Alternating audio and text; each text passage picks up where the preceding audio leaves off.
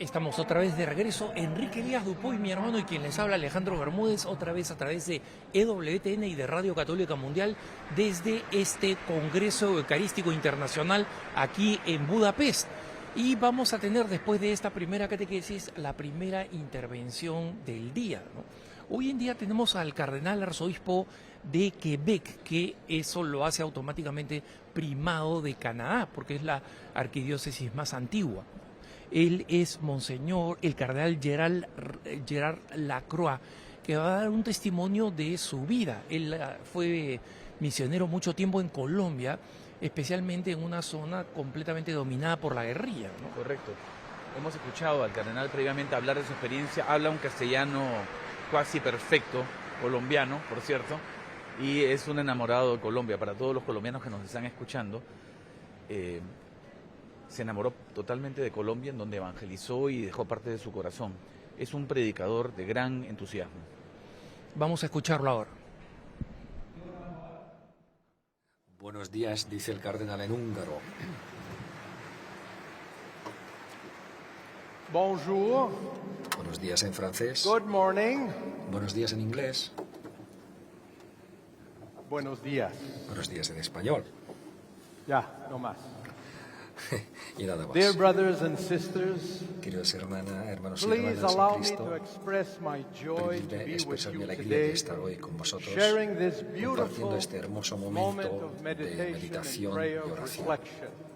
y What a reflexión. blessing to Qué finally bendición estar be finalmente here in juntos para poder Budapest celebrar este Congreso after this Eucarístico Internacional tan long-awaited esperado Eucharistic aquí en International Budapest. Eucharistic Congress.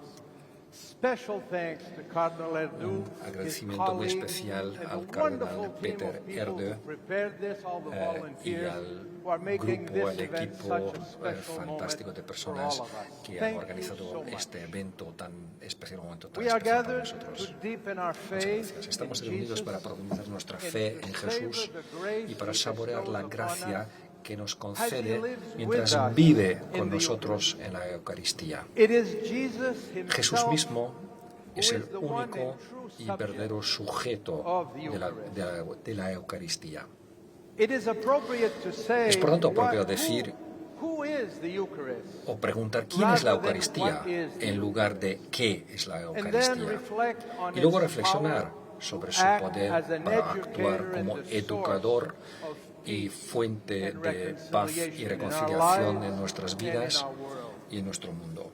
So I suggest we Por lo place tanto, Jesus at the sugiero center que of our coloquemos a meditation Jesús en el and centro to de nuestra designate meditación him as y lo Christ, designemos como the Cristo, Eucharist. la In this view, Eucaristía. we are able to Desde este punto de vista, ourselves, podemos designarnos a our nosotros brothers mismos and como hermanos y hermanas sisters en Él, him, as Saint Paul como el himself mismo teaches San Pablo to the enseña Galatians. a los Gálatas. There is neither No hay Jew judío nor y Greek, griego, there is neither slave or esclavo free, y libre, there is no male and hombre female, y mujer, for you are all one porque todos in vosotros Christ. sois uno en Cristo Jesús. When speaking of the Eucharist, Cuando hablamos de we la often Eucaristía, refer to the a grace menudo it nos referimos a la gracia as a source, que otorga como fuente, because it is like pues water es como that agua springs que brota from the de las depths of profundidades the de la earth, tierra, that quenches, que apaga la sed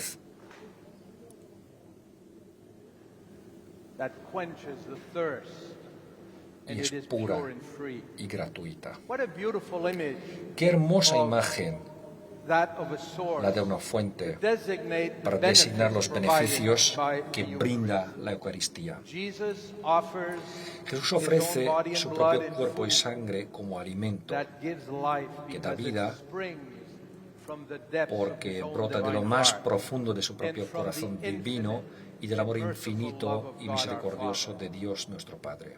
The Eucharist is La Eucaristía an inexhaustible, es inagotable, endless, and interminable, everlasting, and it is eterna y se offered ofrece free of charge gratuitamente to anyone a who todo aquel hungers and thirsts que tenga for hambre peace.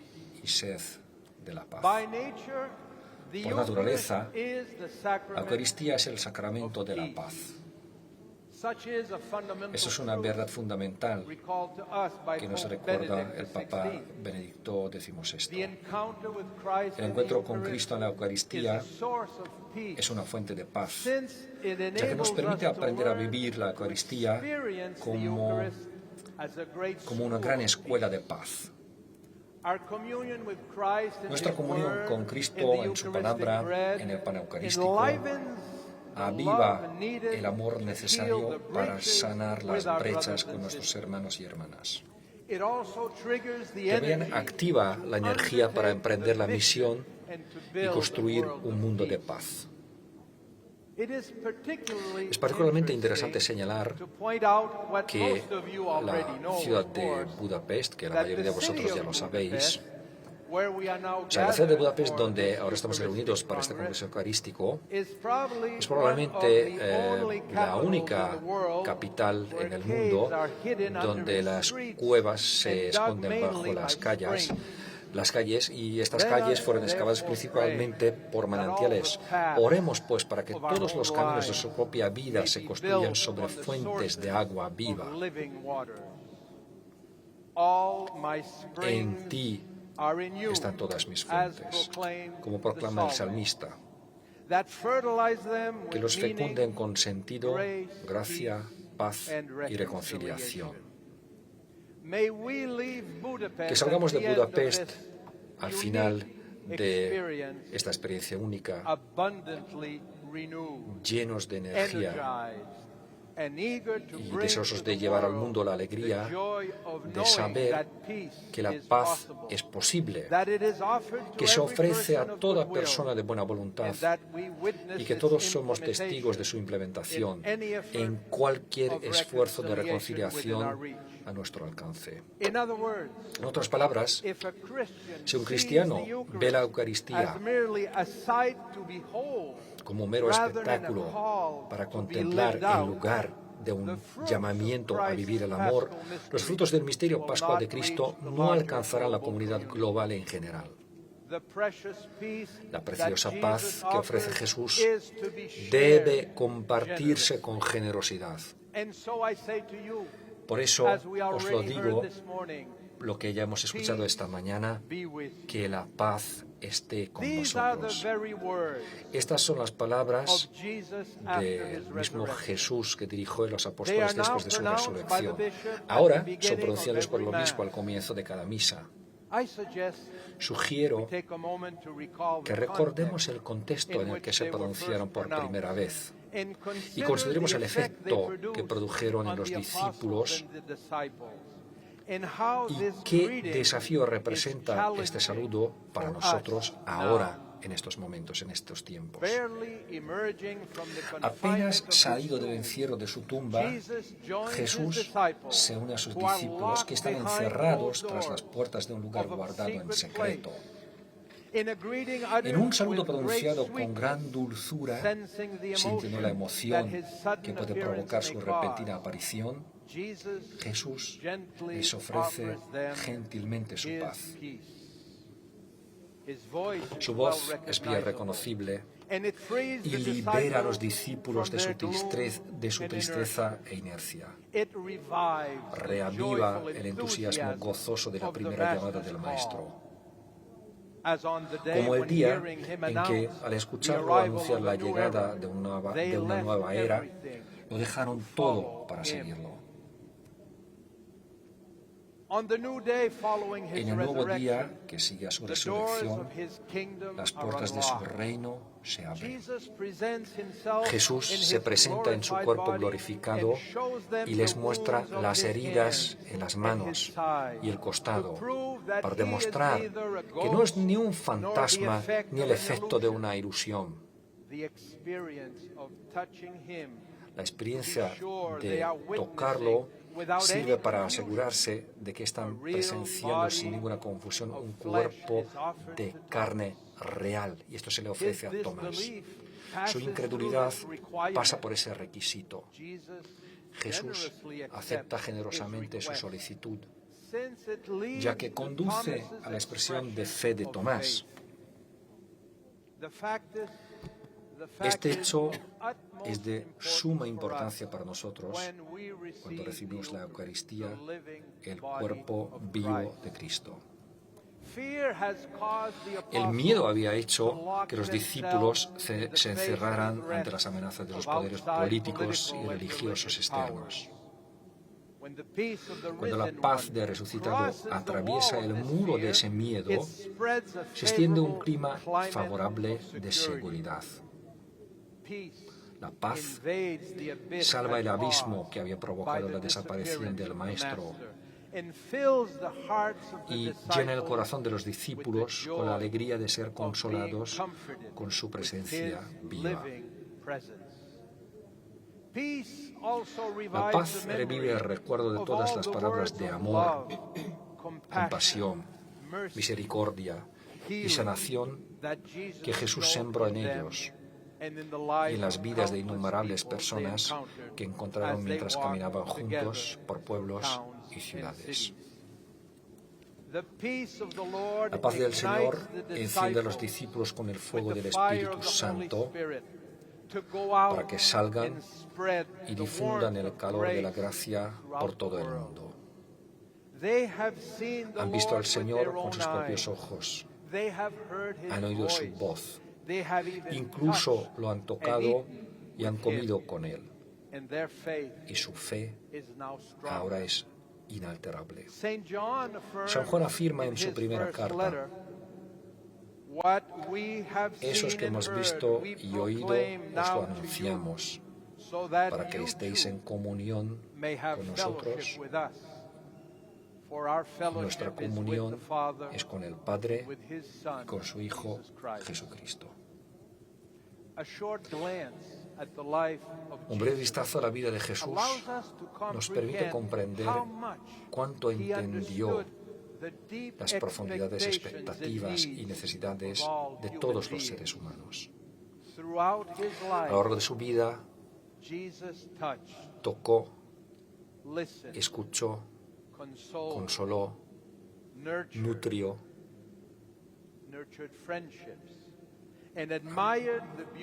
amistades,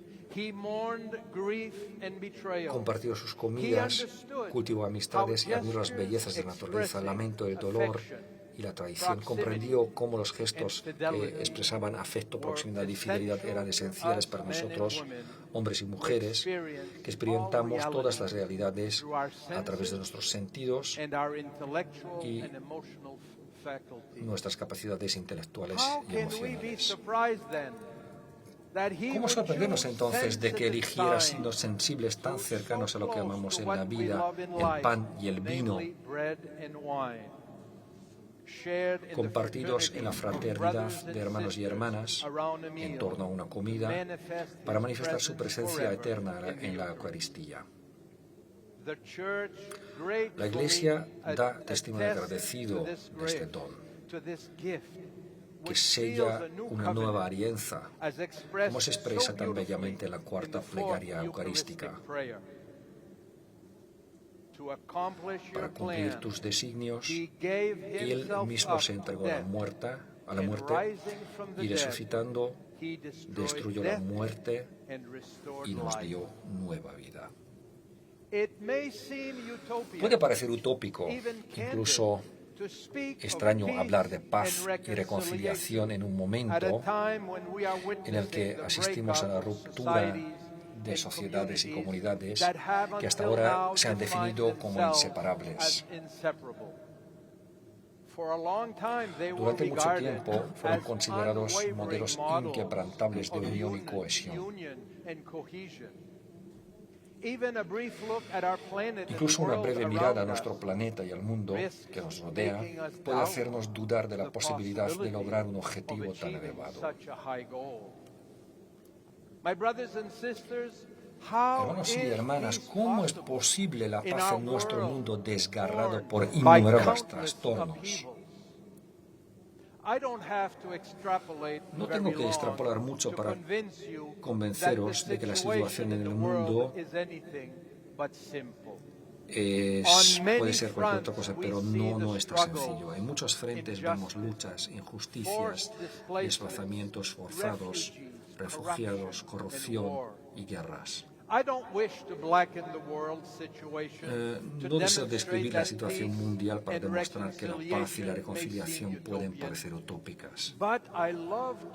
Pero me encantaría notar que más allá de toda duda, hay muchos, pero muchos que se esfuerzan por lograr la paz y la reconciliación.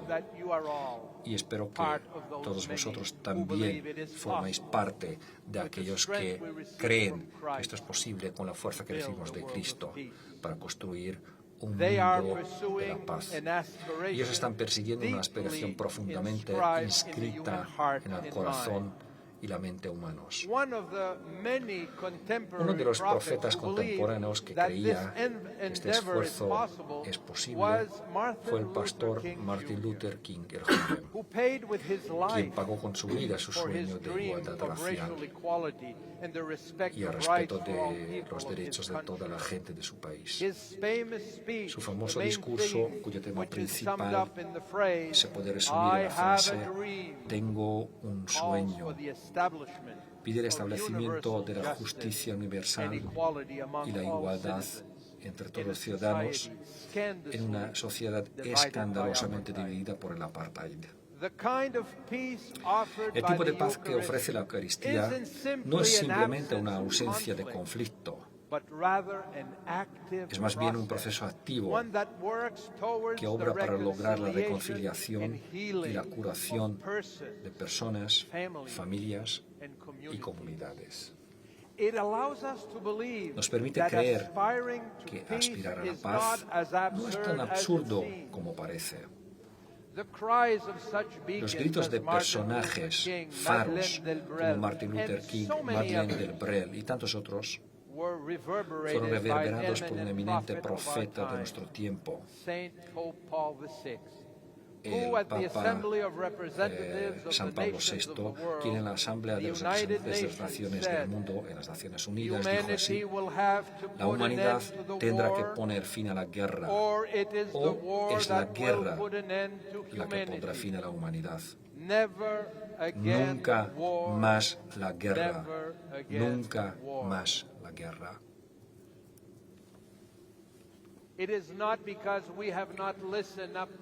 No es porque no es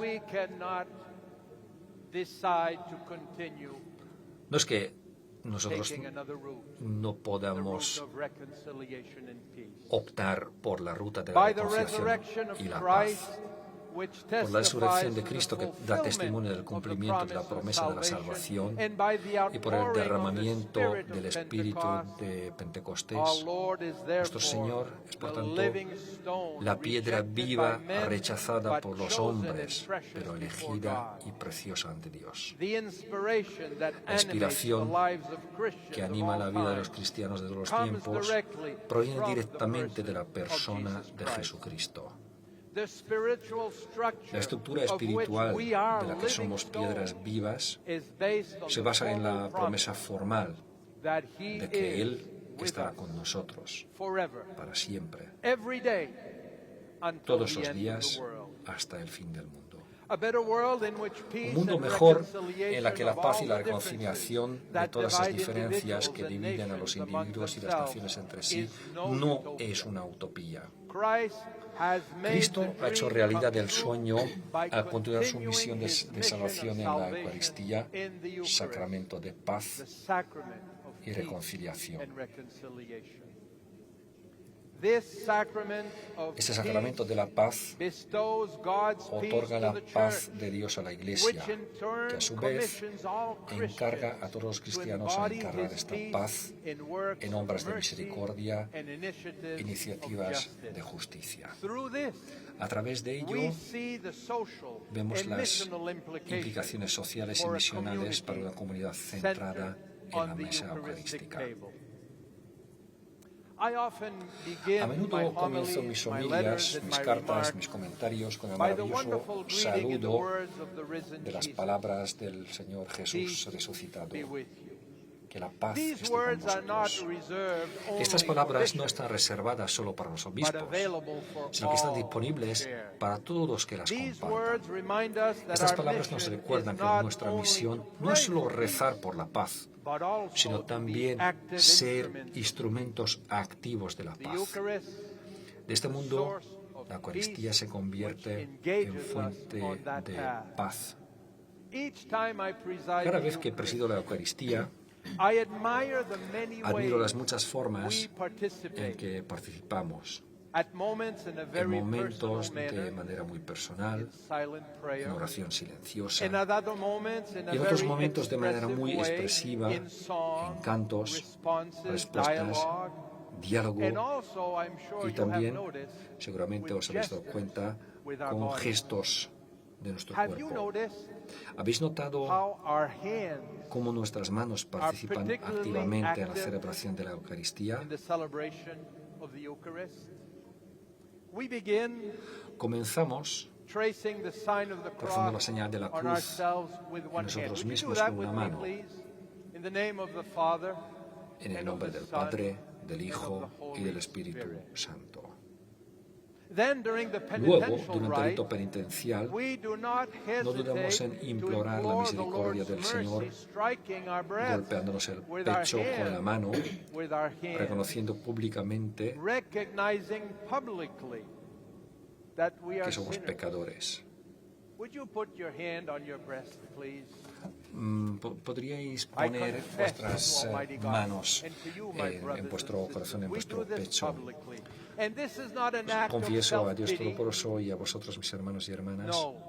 que he We are pecado. telling the Lord, Lord, I know I am a sinner, but I Le come decimos to al open Señor my que, heart Señor, to you. yo sé, yo soy consciente de que soy un pecador, pero yo me Be abro, reconciled. yo reconozco que necesito para poder recibir Then, as tu Mass paz. continues, something beautiful Luego happens. seguimos con algo Power of the muy Word of bonito, God and the gift el of the poder Eucharist de la palabra. enables us to Luego, turn mientras to continúa la God misa, sucede and algo hermoso. El recognize poder Him de la not palabra only de as Dios y our el don de la Creator, Eucaristía nos permite volvernos a Dios y not only as reconocerlo the eternal no and solo ever como living nuestro God, Creador, como el Dios eterno y siempre but viviente, as sino our también Father. como nuestro Padre. And those same hands we turn Y to ourselves. esas mismas manos que se volvieron We hacia now turn nosotros to God. Will se you lift abren your hands y se elevan a Dios. ¿Podríais you all elevar know vuestras the Father? manos And those same todos hands hacia el Padre? are now Y able son to say and pray with the estas brothers manos, and sisters, Our Father. son estas mismas manos que están rezando, diciendo, Padre nuestro que estás en el cielo, Opening up our lives santificado and sea our tu whole nombre. being ¿Veis to ¿Veis la God, pedagogía en la Eucaristía abriendo lentamente nuestras vidas y todo nuestro ser and hacia it's not Dios? over yet. Y aún no There lo are hemos three terminado. more important Hay 3 pasos más steps importantes antes del final de where la our misa, hands will be very much needed donde las manos están muy before the end of necesitadas. Mass. After praying Después the de Our rezar el Father Padre Nuestro and before y receiving antes de recibir la comunión, we are invited to se nos share invita a God's compartir la peace paz de Dios con with quienes those nos around rodean. us.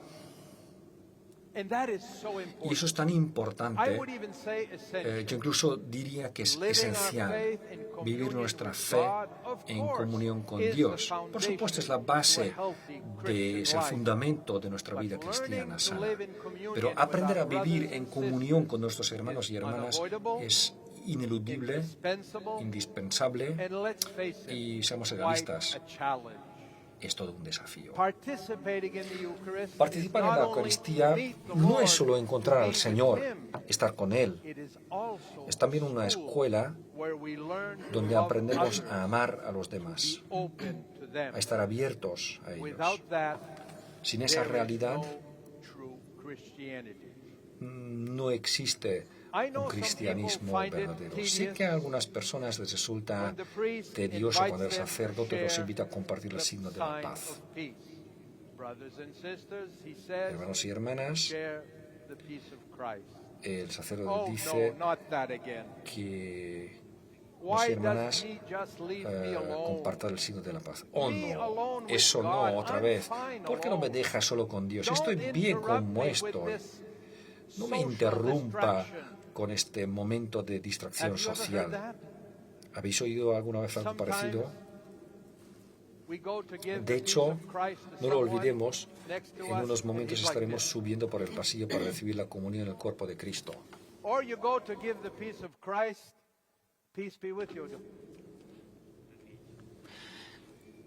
Cogemos la mano del otro así, de esta manera. Pues bien. Pero falta una cosa súper bonita, la paz. Porque cuando recibimos la paz tenemos que compartirla.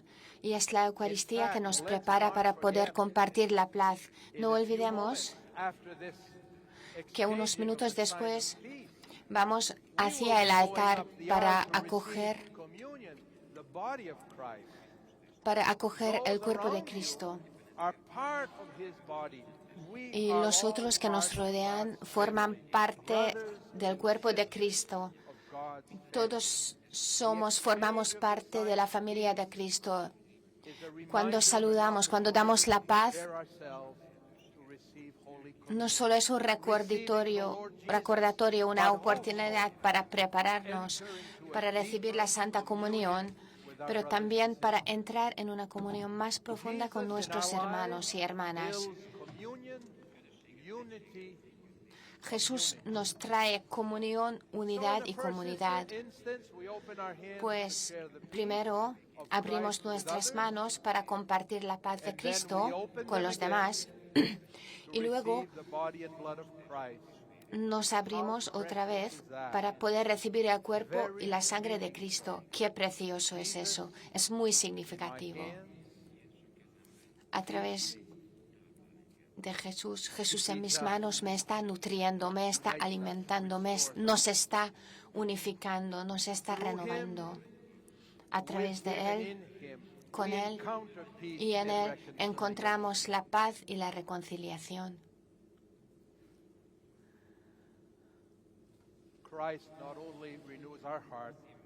Cristo no solo renueva nuestro corazón y lo llena de paz, sino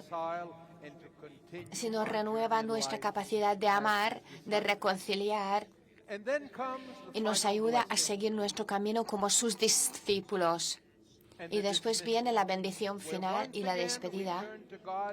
Así otra vez nos dirigimos a Dios para recibir su ayuda, su asistencia, la promesa de su gracia, para salir y vivir el Evangelio y dar frutos abundantes. Recibimos la bendición de Dios para que podamos ser nosotros también una bendición en medio del mundo, inmersos en todas las realidades de la vida. La liturgia no acaba ahora. Los reunidos son enviados a llevar los frutos de la Eucaristía al mundo. El obispo, el sacerdote o el diácono elegirá una frase de estas tres. Idos y anunciad el Evangelio del Señor. Idos en paz y glorificad al Señor con vuestra vida. Id en paz.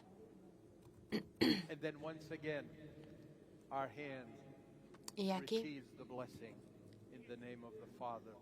otra vez son nuestras manos que reciben la bendición del Señor. El Señor nos nutre con su paz y nos envía a ser instrumentos de paz. Así es la Eucaristía. Es una fuente inagotable de paz y de reconciliación. Todas mis fuentes están en ti. Queridos hermanos y hermanas, la Eucaristía nos prepara para la misión que estamos llamados a realizar. En Él, en la Eucaristía, en Jesús en la Eucaristía y en Jesús, que es la misma Eucaristía, podemos beber de las fuentes de vida, de la vida abundante. Fui misionero en Colombia, en Sudamérica, durante 9 años y tenía muchas bendiciones en mi vida. También fue un momento cuando tenía profundas pruebas y sufrimientos. Pues Colombia es un país hermoso, con gente maravillosa, pero llevan por dentro un conflicto interno, guerras contra las drogas, injusticias y muchísima violencia. Aquí a la derecha podéis ver que hay una foto de mí cuando estoy sobre un caballo e intento atravesar un río. Pues a decir verdad, no sé quién estaba más asustado, el caballo o yo. Pues yo, pienso que yo. Entonces, era el párroco de una parroquia en la cordillera de los Andes, donde había 85 pueblos pequeños. Es una región muy remota de la arquidiócesis de Popayán, donde no había sacerdote. Ya llevaban 5 años sin curas. Durante los primeros años de mi ministerio me sentí abrumado por esta situación y me pregunté cómo podría vivir en medio de tanto estrés y tanta tensión. El primer año que fui pastor, tenía que vivir en el pueblo más grande. Así, aquí en esta parroquia, en el mismo pueblo donde vivía yo, 35 feligreses fueron asesinados en este pueblo, gente joven. Y en este pueblo vivían 1.700 personas. Fue súper desafiante para mí, por decirlo menos. Fue en la celebración de la misa diaria donde encontré la paz interior y la fuerza para poder seguir sirviendo y amando a los fieles que se me han confiado. Orar con los fieles, escuchar juntos la palabra de Dios, recibir la Santa Comunión, me renovó cada día. Nos dio la fuerza y el coraje para continuar nuestro camino.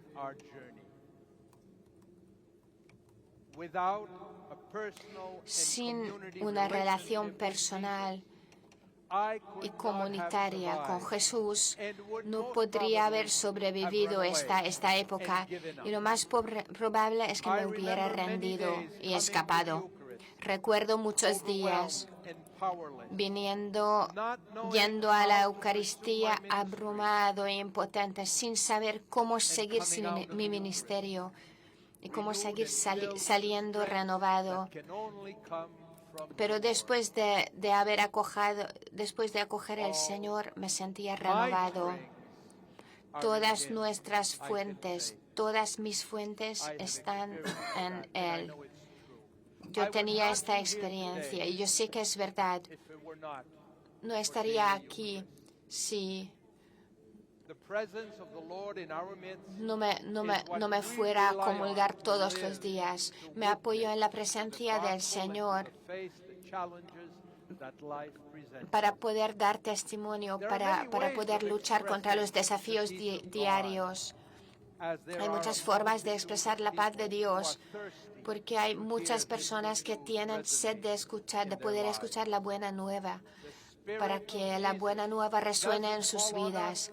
El Espíritu de Jesús no cae sobre nosotros como en la conmoción de una ráfaga de viento. En cambio, elige vivir discretamente en nuestros corazones, delicadamente. A medida que desarrollamos la historia de nuestras vidas, todos podemos reconocerlo en muchos de esos momentos en los que silenciosamente desempeñó el papel principal. Gracias a él, hemos podido encontrar personas inspiradoras en nuestros caminos. Gracias a él se han resuelto problemas graves. Hemos podido reevaluar las prioridades de nuestra vida, que podemos encontrar caminos con más alegría y amor. Gracias a él recibimos la serenidad. Esa es la obra discreta pero eficaz del Espíritu Santo en nuestras vidas. El mayor premio de reconocimiento que podemos conferir a Cristo en la Eucaristía es poder dejarnos guiar por Él en todas las regiones de nuestra vida donde esperamos y necesitamos su paz, en nuestros ámbitos personales o en las periferias de los entornos de los conocidos. Cuando Jesús ofrece paz a los apóstoles, Jesús agrega: como el Padre me ha enviado al mundo, así yo os envío también al mundo. Por eso podemos hablar en nombre de la paz y actuar constantemente con la paz del Señor. Hay muchas formas de actuar.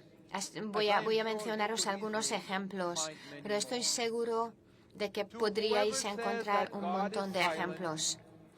A todos los que dicen que Dios calla, Dios no habla, pues la fuerza de Cristo en la Eucaristía prestaré mi voz para decir palabras de amor a los niños, a las víctimas, las víctimas de abuso, a los ancianos en los hospicios, a los presos solitarios que visitaré, o a todos los que han sido heridos por palabras abusivas e injustas, que voy a compartir las palabras del consuelo. Todos los que dicen, Dios es ciego, pues con la gracia de Cristo en la Eucaristía prestaré mis ojos para resaltar las maravillas de la creación en el mundo, para que todos admiremos su bondad en ayuda mutua, en actos de generosidad de la gente, tener uno para el otro. Si alguien dice que Dios es sordo, pues con la sabiduría de Cristo en la Eucaristía prestaré mis oídos para que todos los que me encuentren escuchen la voz de su ternura y la promesa de la paz, de la felicidad que Él nos ofrece aquí en la tierra y en la vida eterna. A todos los que dicen que Dios está muerto, con la convicción dada por Cristo en la Eucaristía, yo daré fe en todo lo que haga de su presencia viva y real con los que sufren y los pobres a quienes Él está tan cerca.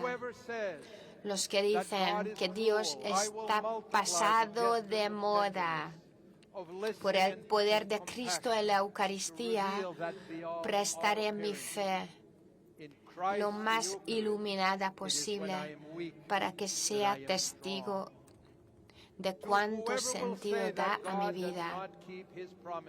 Los que dicen que Dios es cruel y no cumple las promesas, pues yo me quedaré fiel en todos mis compromisos, tanto personales como sociales, para testimoniar que la paz y la reconciliación en mi vida se pueden lograr en la imitación de las palabras de paz de Cristo en la Eucaristía.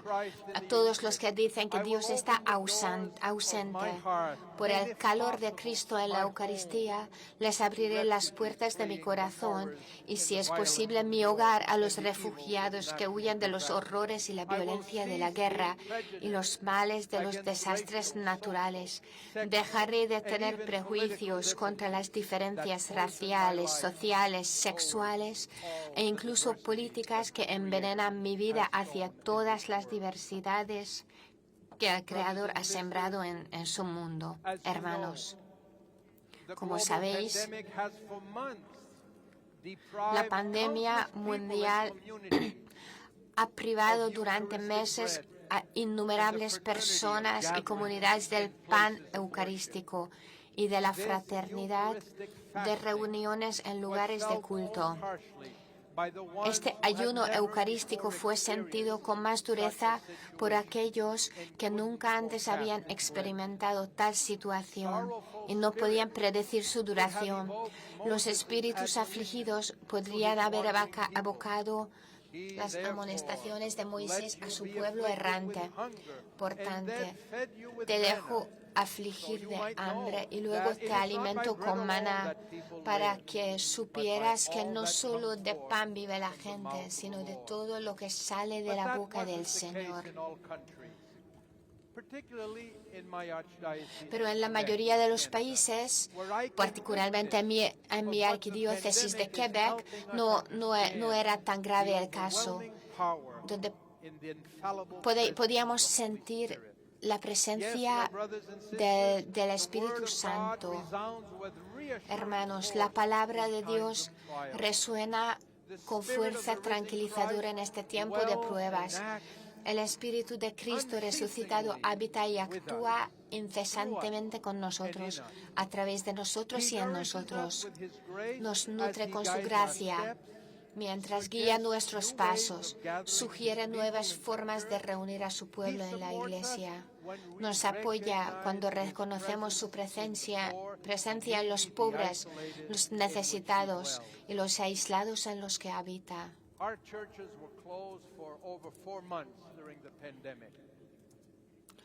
Nuestras iglesias estaban cerradas durante más de 4 meses. Ni siquiera podíamos celebrar los entierros. Aquí en las fotos podéis ver grupos pequeños en sus familias, cuando no había otra oportunidad. Entonces, mediante las aplicaciones de Zoom se encontraban familias para poder compartir la presencia real de Dios. Nos ilumina cuando suscita tesoros de ingenio mediante el uso de diversos medios para transmitir su palabra, para que encuentre un hogar en la vida del mundo y para que alimente la contemplación, la oración y alabanza en la comunidad de creyentes. No es solo una idea que a través del Internet podemos alabar a Dios, sino eso nos ayudó a quedarnos en la comunidad. Ahora mismo nos podemos ver personalmente y ahora podemos agradecer a Dios esta presencia real. Cuando los cristianos se reúnen por cualquier medio para proclamar la palabra de Dios y compartir el pan de vida que nos alimenta, nunca cierran la puerta al mundo que están llamados a evangelizar y servir. Al contrario, venir a Cristo en la Eucaristía abre nuestras vidas. No vamos a cerrar las puertas, abrimos las puertas, porque necesitamos un mayor compromiso de participación activa en la construcción de un mundo mejor.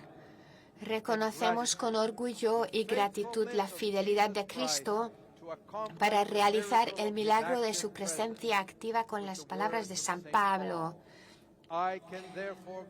Así pues, tengo de qué gloriarme en Cristo y en relación con las cosas que se refieren a Dios. Podemos ver a Dios a través de nuestro trabajo y podemos dar gracias siempre a Dios. Para darnos fuerza y coraje en el camino de nuestra vida, el Señor nos ha dejado el sacramento de la Eucaristía. Siempre que celebramos nuestra unidad en la consagración del pan y del vino en su memoria, proclamamos su muerte y resurrección hasta que regrese. Alimentados con este nuevo alimento divino e impulsados por el soplo del Espíritu, somos enviados hacia todos nuestros hermanos y hermanas en todas las religiones donde se encuentran, en los desiertos de su indiferencia o de su desesperación, en el oasis de su felicidad, su belleza y sus buenas obras, en ciudades superpobladas o en pueblos vacíos, donde quiera que esté el corazón de una persona humana en la que Jesús habita, es nuestro turno. Todos y cada uno de nosotros tenemos el deber de alimentar a los hambrientos de cualquier alimento que alivie el cuerpo y consuele el alma. La Eucaristía no es simplemente la reconciliación entre Dios y la humanidad, sino que también se extiende en un plano horizontal, ya que produce la reconciliación entre las personas. Reunidos en torno a la mesa eucarística, ricos y pobres, jóvenes y ancianos, sanos y enfermos, poderosos y débiles, todos nosotros somos alimentados y transformados por el cuerpo y la sangre de Cristo. En el acto de reunirse alrededor de la mesa eucarística, podemos reconciliarnos, porque cuando pedimos a nuestro Padre para que nos perdone nuestros pecados, como nosotros también perdonamos a los que nos ofenden, proclamamos nuestra voluntad de seguir a Cristo en el camino hacia la reconciliación. El compartir el pan de vida implica compartir la misión misma de Cristo, ya que Si alguien quiere ser el primero, será el último y el servidor de todos. La paz de Cristo y su mandamiento de reconciliarse con los otros hermanos van juntos. La Eucaristía no se cumple sin la reconciliación, aquella reconciliación que asegura la presencia activa de la paz del Señor. Es importante, es bueno notar que Juan es el único entre los 4 evangelistas que no menciona la historia de la institución de la Eucaristía, sino describe cómo durante esta última comida con sus discípulos, ¿qué es lo que pasó? ¿Qué pasó durante la última cena? Jesús se levantó de la mesa, se puso un delantal y como un sirviente comenzó a lavar los pies de sus discípulos. A pesar de las protestas de los apóstoles, especialmente de la actitud de Pedro, Jesús insiste y explica el significado de este gesto. La comunión con su cuerpo y sangre realizada en el compartir de la última cena implica una identificación total con su persona y su misión. Os he dado ejemplo para que vosotros haced lo que yo he hecho por vosotros. Pues Cristo es maestro y modelo indiscutible de servicio, de entrega total de uno mismo, de caridad, de misericordia. El Papa Francisco nos recuerda que las obras de amor al prójimo son la manifestación exterior más perfecta de la gracia interior del Espíritu. En frente a estos valores de paz y de la reconciliación, podemos medir el camino, podemos ver a dónde hemos llegado. Todos estamos llamados a desarrollar para que nuestra participación en la Eucaristía sea la cumbre, la verdadera cumbre donde encontramos con Cristo, de acuerdo con su voluntad de reconciliarnos con los otros, con nuestros ojos fijos en Jesucristo y por la gracia del Espíritu Santo, estamos invitados a asegurarnos de que la paz de Cristo florezca abundantemente en nuestras vidas como en nuestro mundo. Tengo una buena nueva para todos vosotros. Ahora hemos llegado al punto terminal, al punto final de mi discurso. No encuentro mejores palabras para ilustrar nuestra reflexión sobre cómo la Eucaristía es una fuente inagotable de paz y de reconciliación que las palabras del Padre Pedro Arrupe, quien fue superior general de la Compañía de Jesús y fue un gran defensor de la paz y de la reconciliación. Pues dice, en la Eucaristía recibimos no solo a Cristo, a la cabeza del cuerpo, sino también a los miembros del cuerpo. Donde quiera que haya sufrimiento en el cuerpo, donde quiera que los miembros estén necesitados u oprimidos, nosotros, porque hemos recibido el mismo órgano, somos parte de él, debemos estar directamente involucrados. No podemos recibir adecuadamente el pan de la vida sin compartir el pan de vida con los más necesitados. Pues el Señor nos ha dejado el sacramento de la Eucaristía para poder sacar fuerza y coraje de ella.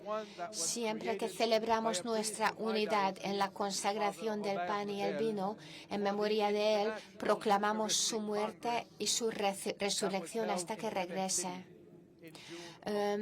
El Padre Lebel, en el Congreso Eucarístico Internacional que se celebró en la ciudad de Quebec en junio de 2008, dijo algo. Os invito a compartir estas palabras de consuelo y alegría con los otros.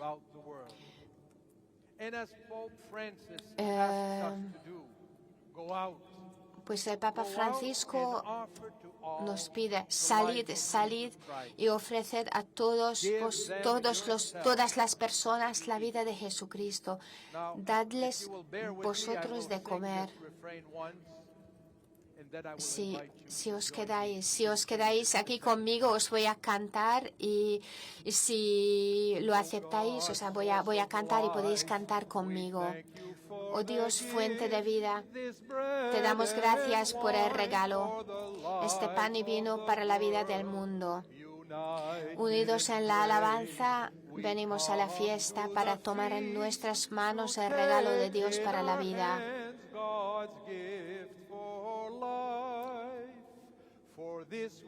Por eso te alabamos, Señor.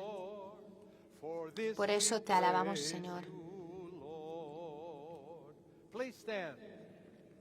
Por favor, levantaos todos. Y ahora quiero música.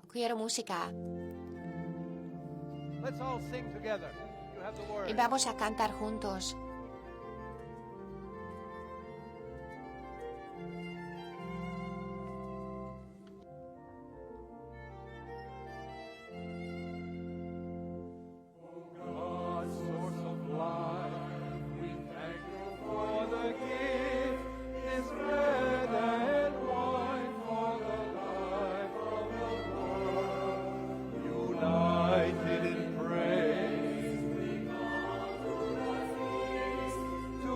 Oh Dios, fuente de vida, te damos gracias por el regalo, este pan y vino para la vida del mundo. Unidos en alabanza venimos a la fiesta para tomar en nuestras manos el regalo de Dios para la vida. Por eso te alabamos, Señor. Por eso te alabamos, Señor.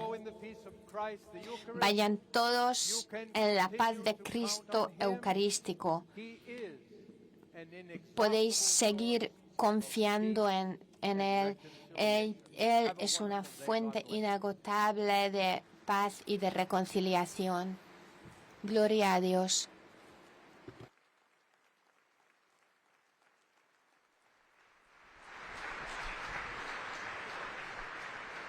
Y así ha concluido esta catequesis, esta reflexión, en realidad, reflexión pastoral del cardenal Lacroix, que ha sido muy bonita, muy pastoral, muy interactiva para los hermanos de Radio Católica Mundial, es decir, los que no lo han podido ver. Él salió del podio varias veces, hizo varios gestos pastorales, pidió a la gente que se ponga de pie hacia el final para cantar una canción de carácter eucarístico, cristocéntrico, muy bonito. Digamos, como toda persona con una sensibilidad pastoral que probablemente no tiene que proviene, digamos, el trabajo pastoral, no nos ha dado un texto que ha sido fuertemente teológico, digamos así, ¿no? Ha sido básicamente un testimonio que ha tenido momentos muy bonitos, como por ejemplo cuando explicó cómo el recurrir a la Eucaristía fue durante mucho tiempo su única fuente de supervivencia allí cuando era misionero en Colombia por todas las dificultades que encontraba, ¿no? Sí, efectivamente. Para empezar empezó a dar datos que, bueno, confirmo, habiendo vivido ahí, la cantidad de gente de su parroquia, que fueron 30 y tantos, si no me equivoco, en el periodo que murieron asesinados, es decir, en encuentro a fuego, ¿no? O sea, por armas de fuego. Y cómo los primeros años de su experiencia pastoral, de su actividad, fueron tan difíciles, estresantes, que solo los pudo soportar sin huir, por lo tanto sin abandonar su puesto de pastor, gracias a la Eucaristía, gracias al cuerpo de Cristo, en las dos dimensiones, en su dimensión personal, el consuelo, la paz, el bálsamo que él experimentó, como la fuerza que eso le dio para después salir con la paz, es decir, con la caridad, con la bondad, con las obras sociales y de caridad que implicaban su trabajo pastoral, ¿no? Sí, y Enrique, no quiero sonar fuera de paso acá, ¿no? Pero me parece que vale la pena abordar un tema que está escandalizando a la Iglesia, sobre todo en el mundo de habla hispana, que es la renuncia del obispo de Solsona en Cataluña a los 52 años. porque ha decidido comenzar a vivir con una mujer menor que él. Una psicóloga que ha escrito libros donde incluso elogia el satanismo, o sea, el final de un obispo con el que tenía mucha expectativa, que es trágico, ¿no? Entonces, en vez de dejar que siga corriendo el chisme alrededor de esto, o sea, sí, está confirmado, él pidió su renuncia por razones personales, el Papa se la concedió y él está viviendo ahora, tiene 51 años, con una mujer de 32, fue uno de los obispos más jóvenes en ser consagrado obispo a los 41 años, ¿no? Y traigo a colación esto, Enrique, porque el cardenal Lacroix mencionó cómo era prácticamente imposible encontrar alguna fuente de consuelo en este momento, pues no solamente porque tenía que caminar en mula 18 horas para poder llegar a las zonas más remotas de su parroquia cuando era misionero, sino que estaba en medio del clima de la guerrilla, que era horroroso ver a sus fieles morir, como tú has mencionado, por la violencia, ¿no? Pero como una persona que carece en algunas circunstancias de cualquier tipo de consuelo humano encuentra la fortaleza para seguir con su vocación en la Eucaristía. Entonces, si nosotros no regresamos a Jesucristo, cualquier vocación, no solamente la de un obispo, ¿no? Un consagrado, un sacerdote, un casado que dice, de repente esta no es la mujer con me debí casar, o al revés, la esposa que piensa lo mismo, el retorno a Jesús en la Eucaristía es lo único que nos va a hacer renovarnos en la vocación que conocimos y supimos en un momento y que solo se oscurece en la mente de alguien que no se está nutriendo constantemente del Señor Jesús, ¿no? No, y te agradezco porque yo también lo has puesto en los términos como yo creo que debe ser puesto, es decir, totalmente en positivo.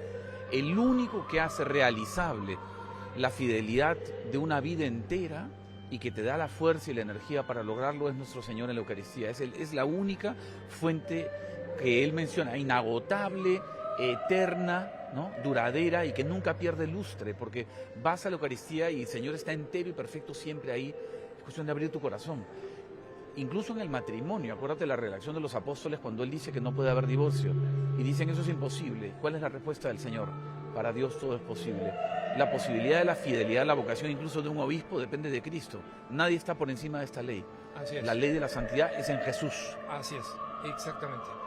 Ninguna habilidad personal, ninguna virtud que sea puramente humana, sin las virtudes teologales de fe, esperanza y caridad, que son dones del Espíritu, que son dones que nos ha traído Jesucristo, no es posible perseverar en la vida cristiana. No, y más bien cuando pasa algo tan triste, porque igual es triste, es un hombre que juró, porque nos olvidamos, él ha hecho un juramento público davante a todos de celibato, de obediencia al Santo Padre, etcétera, ¿no? Como sacerdote, y se ha sido ordenado sacerdote después de años de preparación. Es triste que él haya tenido, o que haya dejado, que él crea que haya tenido que dejar su misión como pastor, ¿no es verdad? Es una tragedia que nos duele a todos. Recemos por él, pero también recemos por todas las personas que tienen una fe frágil o débil y que cuando ven estas cosas sienten que no es posible. Vamos a los santos, veamos la vida de los santos. Así es, así es. Vamos a los santos como el santo que estamos celebrando ahora, ¿no? Que es este mártir que fue asesinado por los calvinistas, que por si acaso son uno de los cristianos protestantes que se separaron en el siglo XVI junto con los luteranos, ¿no? Y aprovecho esta mención de que estemos celebrando un mártir de otros cristianos que asesinaron a un católico en nombre de Cristo, para recordar que la cantidad de mártires católicos que fueron asesinados por otros cristianos, ¿no? Y no quiero mencionar denominaciones religiosas aquí, pero el caso de este santo que estamos celebrando hoy día es uno de ellos, es bastante más grande que el que la gente cree. Y todo el mundo le pide a la Iglesia Católica que sea la que pida perdón por todos los demás, ¿no? Y los católicos, como hizo San Juan Pablo II en el jubileo del 2000, pidió perdón a nombre de todos los católicos, no de la Iglesia, porque la Iglesia es la esposa de Jesucristo, perfecta, impoluta. Pero a nombre de los católicos que a lo largo de la historia cometieron múltiples errores, hemos pedido perdón. Ayer hablábamos de este obispo greco-católico que decía su mamá murió diciendo nunca nos pidieron perdón. No. Los ortodoxos nunca nos pidieron perdón, nunca dijeron que lo que habían hecho estaba mal. Entonces, solamente lo señalo, hermanos, como razón, como elemento apologético para que sepan ustedes que los católicos no estamos llorándole al resto de los cristianos que nos pidan perdón por lo que nos han hecho. La Iglesia Católica nunca le pidió a la Iglesia Bautista en los Estados Unidos que pidiera perdón por haber asesinado a un sacerdote católico, un ministro protestante bautista que hace 100 años asesinó a un sacerdote católico porque su hija, la hija de este ministro protestante, ingresó a la Iglesia Católica y ese sacerdote católico la recibió en la Iglesia Católica. Y como este ministro protestante bautista en Birmingham, Alabama, donde está EWTN, él era al mismo tiempo un congresista y un político poderoso, no pasó un día en la cárcel asesinando a un sacerdote en la puerta de la iglesia ante decenas de testigos. No pasó un día en la cárcel por los prejuicios anticatólicos. ¿Ustedes creen que alguna vez hemos chillado diciendo, oye, que nos pidan perdón? Por si acaso, para honra de la iglesia bautista. Totalmente. Con la ocasión de los 100 años pidieron perdón, ¿no? Finalmente, pero ¿no? quiero que sepan que, o sea, los católicos tenemos muchísimos mártires asesinados por otros cristianos que también se llaman cristianos. Y hay mucho mal que muchos católicos han hecho en la historia, lo reconocemos. Pero que quede claro que la caridad nos exige perdonar. Que te pidan perdón no es la condición para perdonar. Esa no es la ley de Jesucristo. Perdonar, aunque no nos pidan perdón. Sí, y por si acaso la música, o sea, hablar en este momento mientras estamos escuchando la de María cantada de esa manera sublime, angelical atrás de nosotros, te da el estado de ánimo que el Congreso Eucarístico Internacional te produce en el alma en estos momentos, porque mientras Alejandro hablaba de este tema del perdón, pensé por un lado, dije, mira, me acuerdo cuando me enteré de que habían mártires católicos en América Latina. Dije que se habían equivocado y después busco y habían muerto en Brasil, habían sido asesinados en el norte de Brasil, en una región tomada por los holandeses protestantes. Y en ese momento me vino esta conciencia, ¿no? ¿Qué podrá sentir Cristo Eucaristía, que decidió cargar todos los sufrimientos de la humanidad sobre sí mismo y pagar la cuenta por todos, viendo este horror, ¿no? De bautizados holandeses asesinando a hijos de la Iglesia Católica por odio en América, en Brasil. Entonces dije, de verdad, la única manera de salir del horror, del mal y de la fragilidad humana es confiar en Cristo, en su Santa Eucaristía, los sacramentos de la fe y vivir con una humildad, entregándonos al poder de Dios que puede transformarlo todo y hacerlo todo nuevo. Por lo tanto, la triste historia del señor obispo de Solsona, que recordemos además que ya era una campanada de alerta, ¿no? Era un nacionalista políticamente, o sea, una cosa que era muy rara. Es un militante del nacionalismo independentista vasco, catalán, una locura, ¿no? Entonces, en el fondo los discípulos de nuestro Señor tenemos que reconocer nuestra identidad en la fe, en el amor a la Eucaristía, en nuestra vocación a la evangelización, antes de cualquier y ninguna otra cosa. La tragedia de muchos cristianos norteamericanos y latinoamericanos pro aborto y pro mucha, que se terminan confundiéndose es porque se olvidan que son primeramente que todo discípulos del Señor y no discípulos del espíritu de este mundo, que muchas veces se desvía y porque no quieren ser impopulares, defienden ideas y dicen cosas que son ante nuestro Señor inaceptables. ¿Qué le va a decir el Señor cuando lleguen al cielo y les toque explicar al Señor esta traición? Así es, así es. Y cambiando a cosas más bonitas, Vale. por si acaso, ustedes han escuchado una soprano que les debe haber parecido maravilloso mientras hablábamos, oír el canto del Ave María y de un pasaje del Mesías de Händel primero, ¿no? Una de las arias. Por si acaso, esta es probablemente la soprano más famosa del mundo en este momento. Es una prima primísima, o sea, prima donna primísima, ¿okay?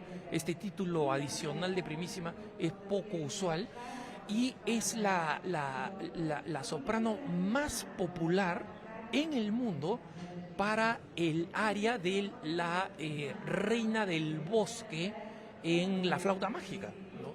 Yo tuve la oportunidad de escucharla cuando me invitaron a la ópera de la flauta mágica. Por si acaso no crean que yo soy un gran operista, de gente que va... Las óperas no me gustan porque siempre terminan en tragedia, pero la flauta mágica es la excepción, ¿no? Termina bien, termina con una historia positiva. Y la soprano que hace el área de la Reina del Bosque, ¿no? Otros que le llaman la Reina de la Noche, es tremendamente exigente y de las más difíciles de hacer, que esta soprano húngara venga aquí como católica, no como una artista simplemente invitada, sino que de buena gana, voluntariamente, siendo requerida en todas partes del mundo, es un don y es de alguna manera, ¿no?, la contraparte, el contrapeso de lo que hemos estado hablando. Sí. Como una persona, incluso en la cúspide del éxito, que sigue unida a Jesucristo por su fe católica, es capaz de alabar al Señor con su voz de esta manera tan hermosa y alegrarnos el corazón de todos los que estamos acá y todos los que están siguiendo en EWTN, en Radio Católica Mundial. De las grandes bendiciones de estos días, ella y deportistas, científicos, empresarios, gente de mucha valía, que están dando testimonio de su amor a la Eucaristía y a su fe católica en estos días en Budapest. Vamos a dejarlos con el próximo evento que va a ser muy importante para nosotros también.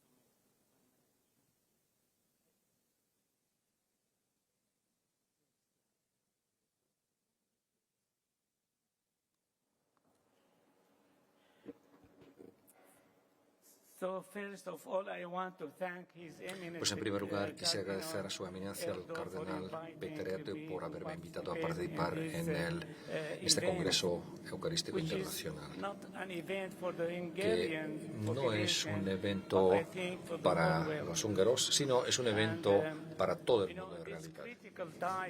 En estos tiempos difíciles, en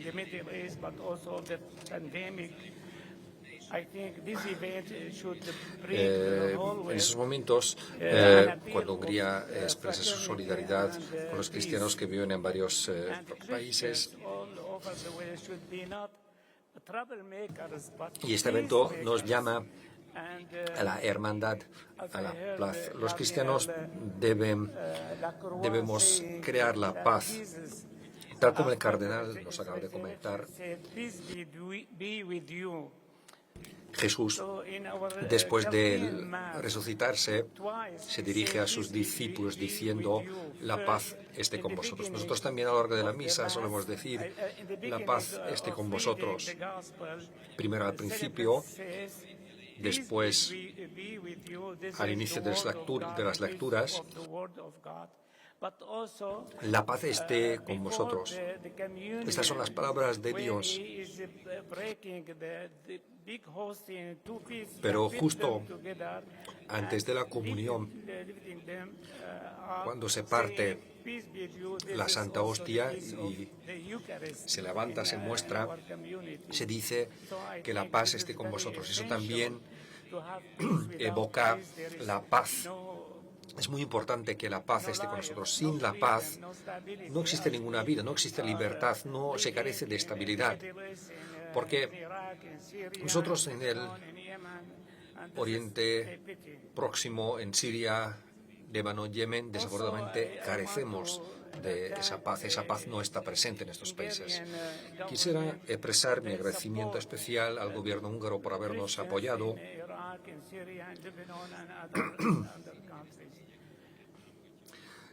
que está apoyando a los cristianos en Siria. Tengo algunas fotos para compartirlas con ustedes que presentan el trabajo que hemos podido realizar gracias a este apoyo del gobierno húngaro.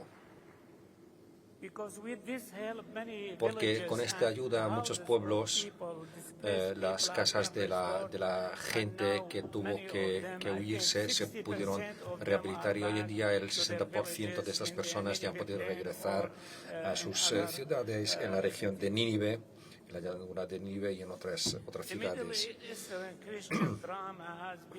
El drama de los cristianos en el Oriente Próximo ya está ocurriendo desde hace varias décadas.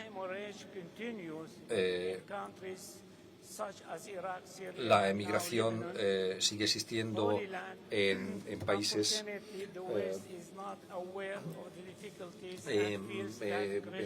como Irak y Siria, la Tierra Santa y Líbano. Seguramente el Occidente no es consciente de las dificultades, de los temores que enfrentan los cristianos en varios países. El radicalismo, el terror, como ideología política y religiosa está creciendo cada vez más en el Medio Oriente. Y los cristianos son víctimas inocentes, independientemente de su pertenencia religiosa. Los extremistas quieren aprovechar de la situación actual para marcar el final de la presencia cristiana en Medio Oriente. Muchos han abandonado el país, haciendo difícil la vida a quienes desean quedarse y desean continuar su testimonio con entusiasmo y perseverancia. Puesto que los cristianos del Medio Oriente son los cristianos, son la raíz del cristianismo, creemos que su presencia es crucial, es fundamental y es importante contar con su apoyo. Mi ejemplo en este discurso será focalizado sobre la iglesia caldea, que es similar a las otras iglesias en esta parte del mundo. Vamos a ver los antecedentes históricos. El cristianismo entró en Mesopotamia, en Irak, a finales del siglo I, según la tradición. El apóstol Santo Tomás fue el primero en evangelizar esas regiones a través de su viaje realizado a la India. Se le considera el patrón de la Iglesia oriental, que hoy en día es la Iglesia caldea. Después de terminar su misión en Mesopotamia, Santo Tomás fue a la India llevando la buena noticia, el Evangelio a la gente de la región de Kerala. Los cristianos de la costa de Malabar todavía son conocidos como los cristianos de Santo Tomás. Ellos todavía siguen usando la liturgia caldea, traducida después del Segundo Concilio Vaticano a dialecto local malayalam. Los apóstoles predicaban con normalidad allí donde había comunidades judías, debido al conocimiento de su lengua y de su fe bíblica, como fue el caso de Mesopotamia, después del exilio de los judíos, que tuvo lugar en 587 antes de Cristo. Es por eso que nuestra liturgia es una liturgia judeocristiana. Un sínodo que fue el primero de su tipo tuvo lugar en 410 bajo los auspicios del patriarca Isaac.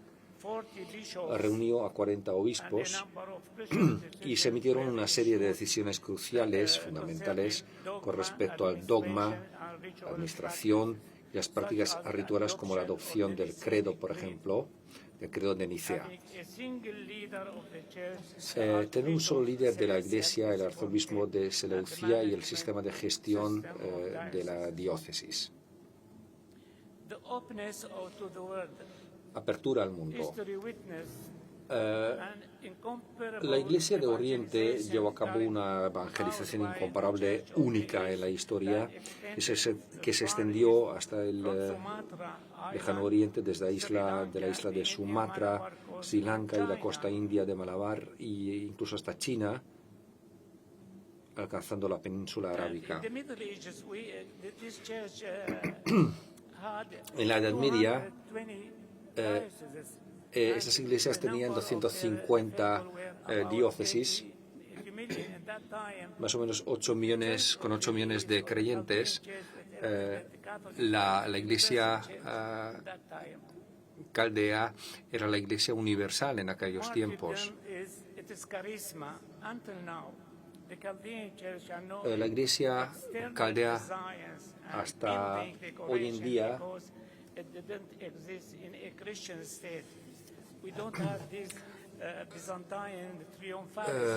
no carecemos de esa especie de... La iglesia caldea no tiene diseños externos ni decoraciones especiales de los edificios porque la religión nunca existía en un estado cristiano. Sin embargo, su belleza viene por dentro de su liturgia, de su espiritualidad, de sus mártires que sacrificaron sus vidas por la fe y aún están viviendo en la memoria de las personas. El martirio es un carisma, un encanto de la iglesia caldea porque desde su fundación ha pasado por la persecución de los persas, de los árabes, de los mongoles, de los otomanos y hoy por hoy por los extremistas musulmanes como Al-Qaeda e ISIS.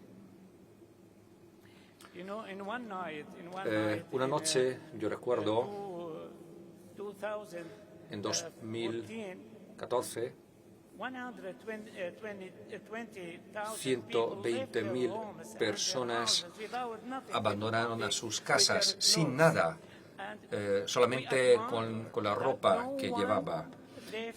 Y realmente nos sorprendió que nadie abandonó su fe, nadie decidió quedarse en casa. Todos dejaron atrás, abandonaron sus casas, fueron a otras ciudades para vivir.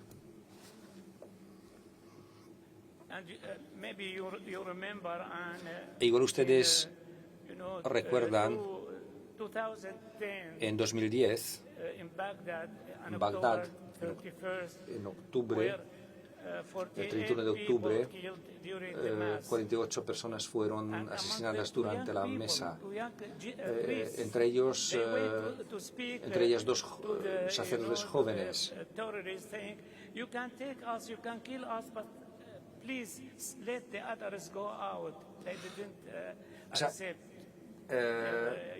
Los sacerdotes decían que ustedes podían matarnos, pero que ellos se ofrecieron como su sacrificio, diciendo que a ver, pues mátenos a nosotros, pero que dejen ir a los demás, y bueno, pues no lo han aceptado. Nosotros somos una iglesia católica, pero somos un poco diferentes. Considerando que la Iglesia de Oriente se encontraba fuera de las fronteras del Imperio Romano, estaba aislada debido a su situación geográfica y política, pues la Iglesia de Oriente no participó en los concilios ecuménicos. Además, tampoco es correcto llamarla como una iglesia nestoriana, simplemente porque Nestorio fue un patriarca de Constantinopla y en nuestro caso se trata de otra cosa diferente.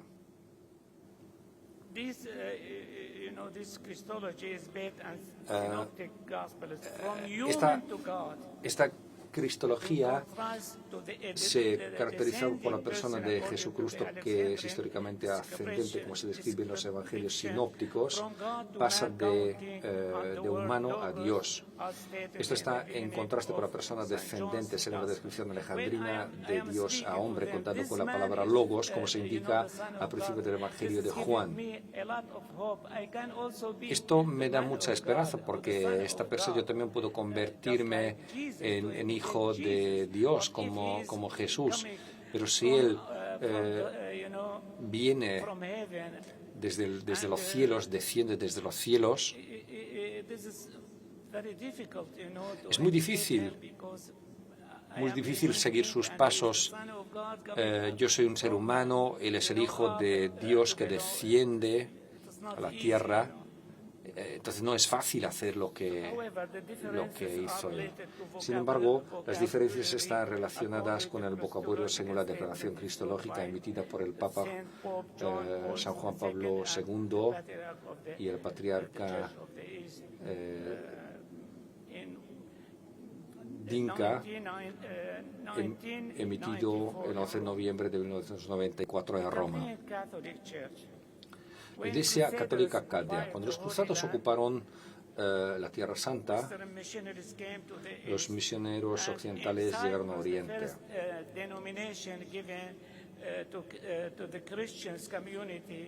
Y la comunidad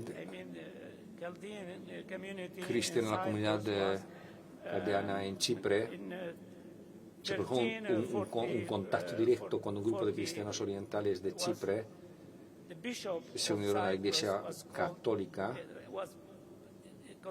El obispo de Chipre se consideraba un obispo católico y su comunidad se llamaba Caldea.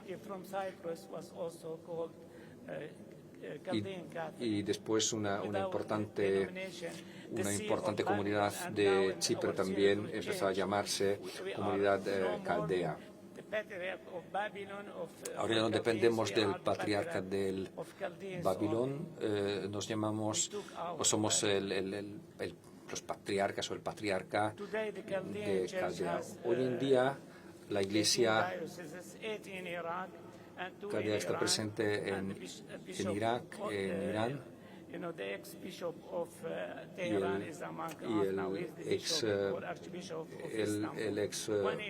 la Iglesia Caldea tiene 18 diócesis, 8 en Irak, 2 en Irán, 1 en Siria, Líbano, Egipto, Turquía, 2 en América, 1 en Canadá y 1 en Australia. El número de los fieles supera el 1.000.000.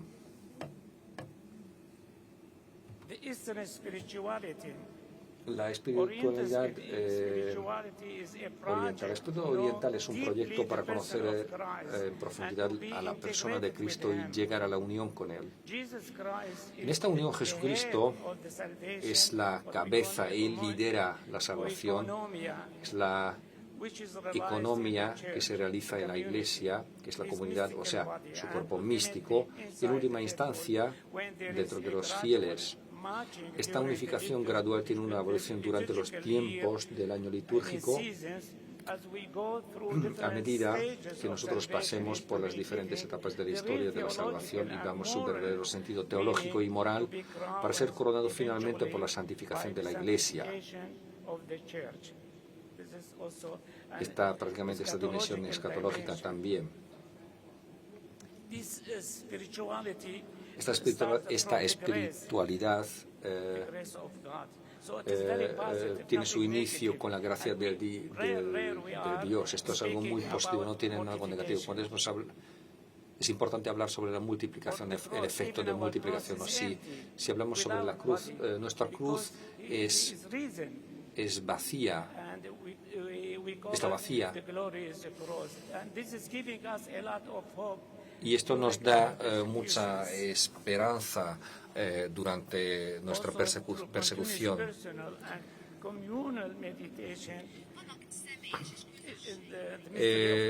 Solemos celebrar meditaciones en comunidades y a solas también que llaman la atención sobre la resurrección de Jesús. Se trata de un programa de formación que prácticamente se basa en reflexiones que ayudan en formar las comunidades. La liturgia oriental coloca la luz irradiante en medio de la iglesia para iluminar la mesa de la Eucaristía y la Santa Escritura, es decir, para iluminar a Jesucristo, que lo respetemos y sigamos su ejemplo. O sea que tratamos de compartir la luz de Cristo siguiendo su ejemplo. Un creyente cristiano sin experiencia místico-espiritual está incompleto, ya que todo cristianismo debe tener alguna experiencia mística.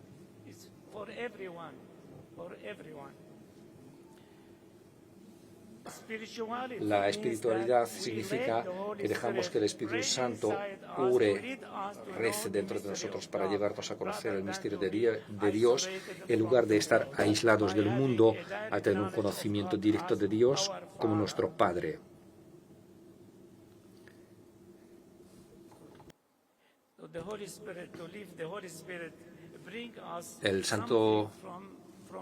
El Espíritu Santo debe ayudarnos a unir nuestra vida con Cristo, y tenemos que ser testigos de eso. A veces los musulmanes algunos cristianos preguntan que los musulmanes nosotros cristianos porque somos diferentes, porque nosotros seguimos los pasos de Cristo, nosotros debemos seguir el ejemplo de Cristo, nosotros tenemos que ser testimoniantes de algo diferente que ellos. De acuerdo con la tradición oriental, existen dos condiciones de la vida espiritual: un compromiso de seguir el ejemplo de Jesús, perteneciente a las circunstancias individuales. Esto probablemente es el objetivo principal de este Congreso Eucarístico. Esto se basa en una relación de amor radical divina, similar al pacto de una pareja casada. Recibimos la Eucaristía, el cuerpo de Cristo, hasta que se transforme en nosotros. Es decir, ese cuerpo forma parte de mi cuerpo, por lo tanto yo también necesito convertirme en cuerpo de Cristo.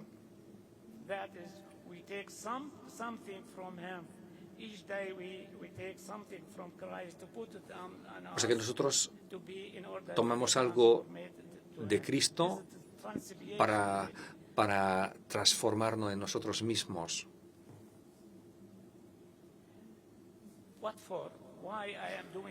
¿Por qué? ¿Por qué lo estoy haciendo? Porque amo a ese hijo. Me he convertido en un hijo. Quien se une al que no muere tampoco está muerto. Quien se complace en la vida y se vuelve vivo. Esto es algo eterno. Esa vida es eterna. Yo saco algo para integrarlo en mí mismo. Tomo una pequeña parte de la eternidad. La segunda cosa que es importante es practicar la oración profunda, o las llamadas oraciones espirituales y místicas del corazón. Esta práctica emocional permite a los fieles unirse con Dios a través de la postración y la acción de gracias, proporcionándonos poder, luz y paz durante la lucha diaria. Estas oraciones no están estructuradas, la liturgia tampoco está estructurada. Esto es algo que proviene del corazón, y nuestro problema en Oriente Medio es que hablamos siempre desde nuestro corazón, pensamos con nuestro corazón y no con nuestra mente. Somos muy sentimentales, tenemos muchas emociones porque queremos, amamos, incluso en nuestras familias estamos viviendo muy juntos. No somos capaces de vivir sin la familia. Esto sería muy duro para nosotros. Aquí, en la parte occidental del país, hay mucho individualismo y también mucho consumo. somos agnósticos, no sabemos por qué. Y esto es horrible, en mi opinión.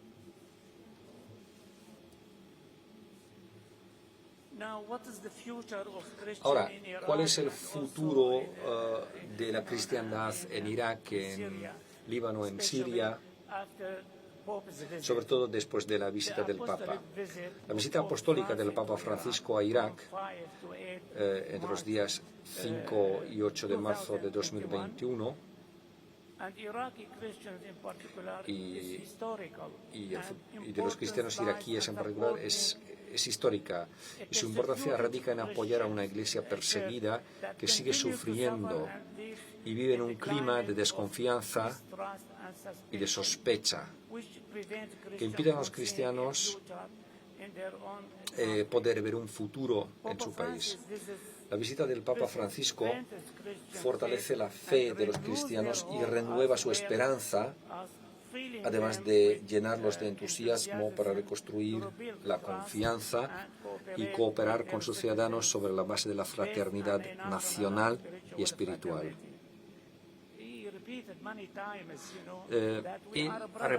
Hemos repetido muchas veces que somos hermanos y hermanas y tenemos que admitir que somos diferentes.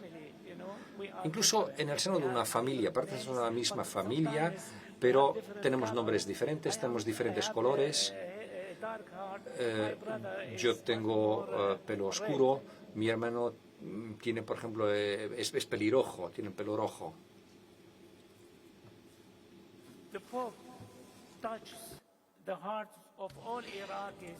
Los mensajes del Papa llegan al corazón de todos los iraquíes.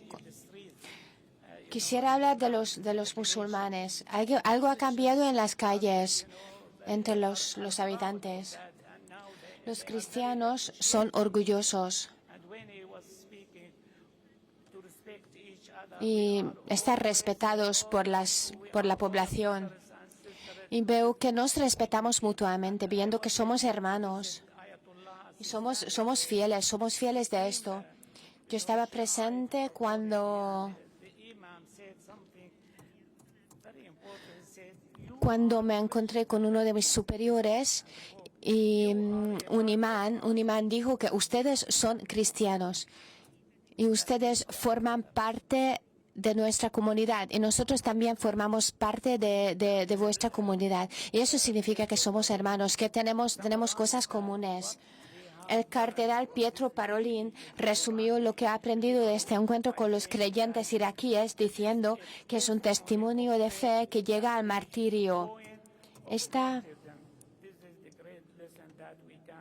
es la gran lección que podemos extraer hoy de los cristianos iraquíes. A pesar de los ataques y de los asesinatos, los cristianos en Irak continúan proclamando su fe católica con gran valentía. Es una gran enseñanza. No tenemos miedo de proclamar que éramos cristianos. En el mundo occidental, las personas no tienen valentía para proclamar que somos cristianos. Somos agnósticos realmente.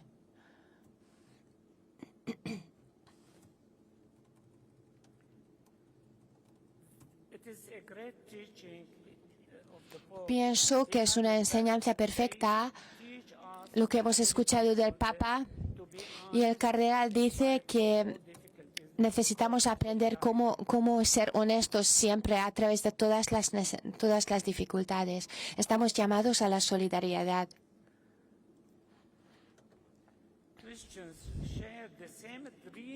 Los cristianos tienen un sueño en común con los iraquíes. No estoy pensando en los políticos, porque los políticos necesitan poder y dinero y aparece la corrupción. Pero los cristianos y los iraquíes tienen un sueño común de vivir en estabilidad, en paz. El gobierno iraquí pedimos siempre del gobierno iraquí que hagan una diferencia entre el Estado y la comunidad.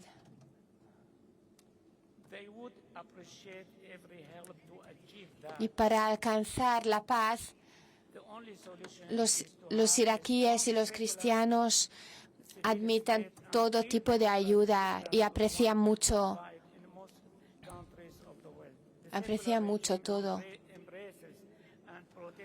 El Estado mundial acepta todo tipo de lenguaje, todo tipo de grupos sociales. El régimen secular abarca y protege todas las religiones, culturas, grupos e idiomas. Gestiona los asuntos públicos de manera justa y los protege. El Estado civil no interfiere en las elecciones religiosas de sus ciudadanos y no eleva su política a una doctrina ideológica para obtener poder y dominación. Es un requisito para separar la religión de la política. La comunidad internacional debe ayudar a los iraquíes para implementar este proyecto vital. Antes nunca hemos preguntado si tú eres musulmán, tú eres cristiano. Todos decían que era de Irak. Pues pienso que tenemos que separar la religión de la política. Y la comunidad internacional debe ayudar a los iraquíes para implementar este proyecto vital.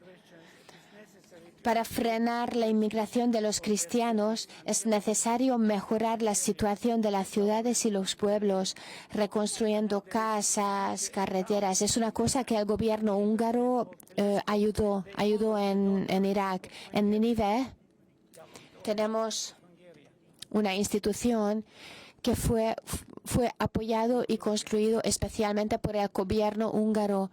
Quisiera terminar con mis palabras.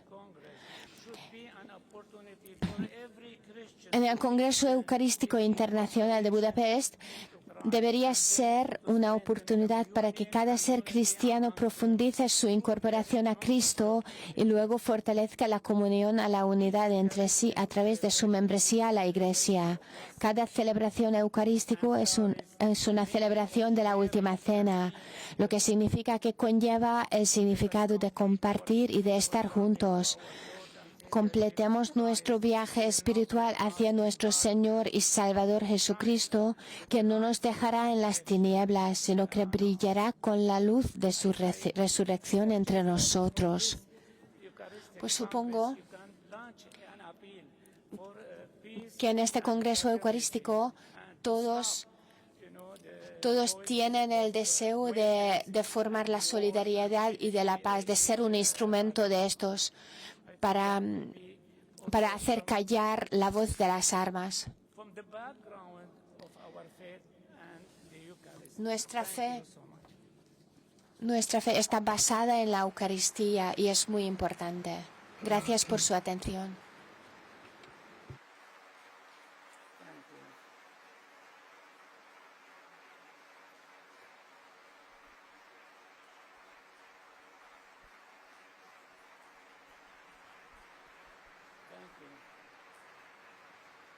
Así terminó el patriarca Rafael Sacco de hablar de la Iglesia, en realidad, el papel de la Iglesia y la Eucaristía. Y para ponernos en contexto, hermanos, recordemos quién es el cardenal Sacco. Él es el patriarca de los católicos caldeos, es decir, de todos aquellos católicos que fueron masacrados por el Estado Islámico en las llanuras de Nínive y que están recuperando su libertad poco a poco en un Irak muy dividido y colapsado. Entonces, sepan que él es un hombre con un corazón muy cercano al martirio, que ha visto la muerte de sus sacerdotes, de sus diáconos, de sus fieles, y todos de cerca. Los aplausos que hemos estado sintiendo son la ovación duradera que le está tributando un pueblo que acaba de liberarse de la persecución soviético-comunista contra la fe católica, que duró 70 años, 80 años, no me acuerdo, tengo que hacer el cálculo, desde el final de la Segunda Guerra Mundial y antes por los nazis y luego por los soviéticos, al testigo de quien está siendo en este periodo histórico reciente perseguido y maltratado, como tú has explicado, en Irak por el extremismo islámico. y que viene de situaciones terribles hasta hace nada, prácticamente. Así es. Y es interesante la reflexión que el patriarca Sacco ha hecho, porque ha hablado de las bellezas de este catolicismo oriental, ¿no? Que recuerdan ustedes que durante mucho tiempo, en el primer milenio de la vida cristiana, era de alguna manera parte del centro de la iglesia, ¿no? O sea, ahora nosotros tenemos una visión de la iglesia más desplazada hacia Occidente, pero ese es un fenómeno relativamente nuevo, digamos, para la historia de la iglesia. Tiene 700, 800 años, ¿no? Sí.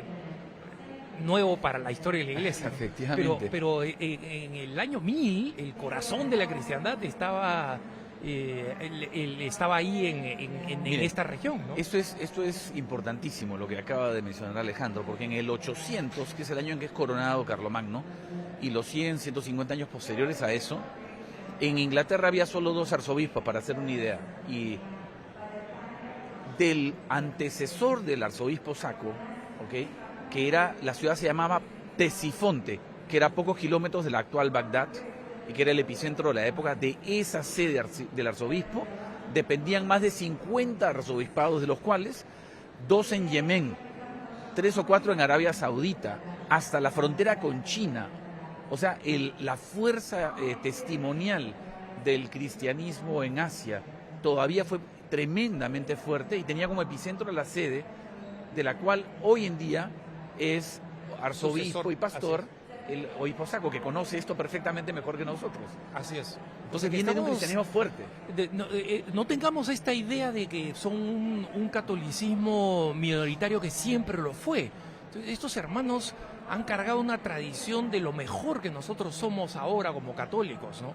Entonces les tenemos una deuda histórica, no solamente porque son nuestros hermanos en la fe, que son perseguidos y que han visto sus iglesias completamente destruidas, sino que les debemos una gratitud histórica por la subsistencia de la iglesia y porque la iglesia siguió viviendo y pudo llegar a nuestras tierras.